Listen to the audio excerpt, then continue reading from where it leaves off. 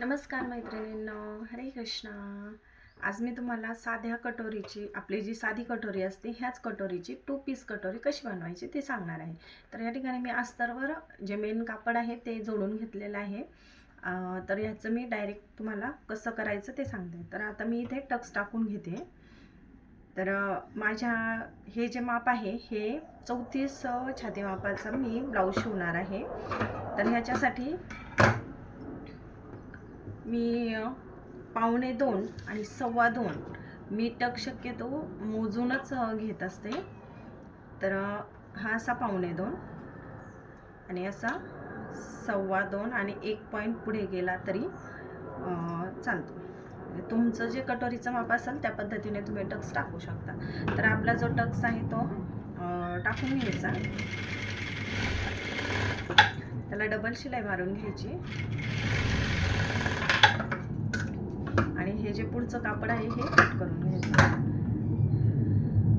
आणि आता हे जे आहे ह्याचीच आपल्याला 2 पीस कटोरी बनवायची। तर हे अशा पद्धतीने पकडायचं, जिथे आपल्या टक्सचा जो टोक आहे तो अगदी थोडासा ह्या इथे हे करण्यासाठी दुमडण्यासाठी आला पाहिजे।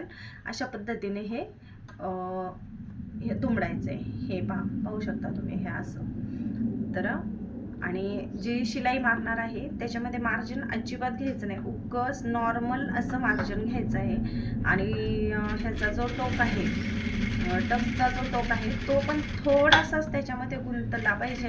अशा पद्धतीने शिलाई मारायची। पुन्हा एक डबल शिलाई मारून घ्यायची।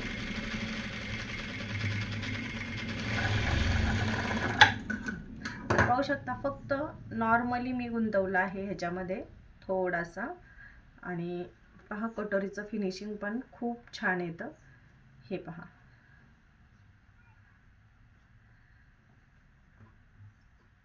तर अशाच पद्धतीने दुसरी पण कटोरी जोडून घ्यायची आणि प्रत्येक मापाचे तुम्ही असंच करू शकता।